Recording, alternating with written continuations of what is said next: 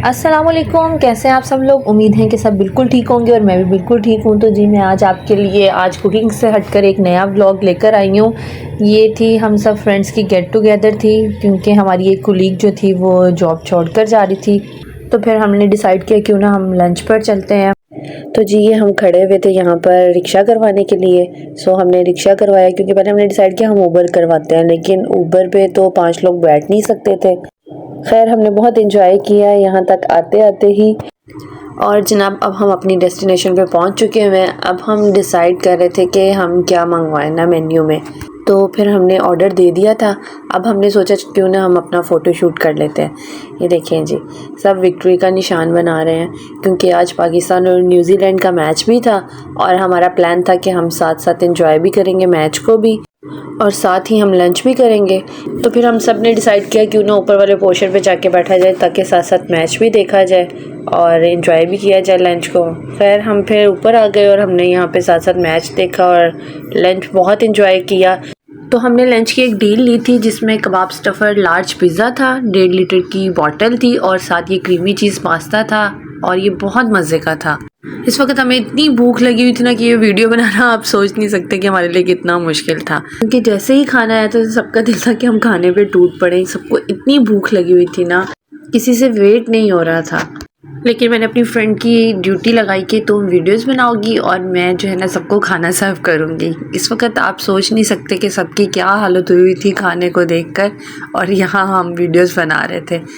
क्योंकि खैर से माशाल्लाह किसी ने भी सुबह से ब्रेकफास्ट नहीं किया हुआ था आज लंच के चक्कर में कि लंच करने जाना है, तो हमने वहाँ पर ज़्यादा खाना है ये सोचा हुआ था खैर से कुछ लोगों ने। और जिन लोगों ने ये सोचा हुआ था, आप सोच नहीं सकते कि उन्होंने खाया भी नहीं ज़्यादा, और हम लोगों ने खाना भी माशाल्लाह से बहुत अच्छा और ज़्यादा खा लिया था। और जिन लोगों की ये थिंकिंग थी कि नाश्ते के बगैर जो है वो लंच करेंगे ताकि खाना ज़्यादा खाया जाए, और वो लोग जो है ना बेचारे वो बैठ गए वैसे ही। हमें इतनी भूख लगी हुई थी कि हम लोगों को लगा कि डील हमारे लिए कम है, तो खैर से हमने सेपरेटली ना ये चीज़ी मायो फ्राइज़ थे, इन लोगों के स्पेशल फ्राइज़ थे, तो हमने ये भी ऑर्डर कर दिए साथ। लेकिन इस वक्त तक हम लोग ना काफ़ी हद तक फुल हो चुके हुए थे, और ये आप कह लें कि हमारे पास एक्स्ट्रा में आ चुके थे, लेकिन मज़े के बहुत थे, फुल चीज़ी थे। और ये अगर आपने कभी ऑर्डर करने हो ना, तो आप इनको खाली सेपरेट मतलब कीजिएगा। पिज़्ज़ा के साथ जो है ना ये बहुत हैवी हो जाती है डील। खैर हम लोगों ने लंच किया और फिर हम निकले वहाँ से। और अब हमने डिसाइड किया था, हालांकि हम बिल्कुल फुल हो चुके थे, लेकिन जिसे कहते हैं ना नीयत हमारी नीयत भी भरी थी, तो हम लोगों ने डिसाइड किया क्यों ना हम आइसक्रीम खाने चलते हैं। फिर हम लोग वहाँ से निकले और हम लोगों ने फिर रिक्शा लिया और फिर हम गए आइसक्रीम खाने। ये देखें जी, ये देखिए मेरी फ्रेंड को इतनी ये खा के थक चुकी हुई थी, और ये देखिए हाथ में बोतल पकड़ी, और इसका दुपट्टा रोड पे जो है ना वो लिटरली जो है ना वो सफाई कर रहा था। फिर हम पहुंचे जेबीज़ पर। हम लोगों का प्लान था कि हम वहाँ से आइसक्रीम खाते हैं, और यकीन माने हम इस शॉप में आए, इतनी स्मेल कि मैं इन लोगों को कहूँ निकलो यहाँ से बाहर। बट मेरी एक फ्रेंड ने कहा कि नहीं, हमने यहाँ से आइसक्रीम खा कर जानी है। और आप सोचें कि यहाँ पे लिटरली बैठा नहीं जा रहा था। फिर हमने इन लोगों को कहा कि प्लीज़ शॉप में जो है ना आप एयर फ्रेशनर कर दें, बहुत स्मेल है।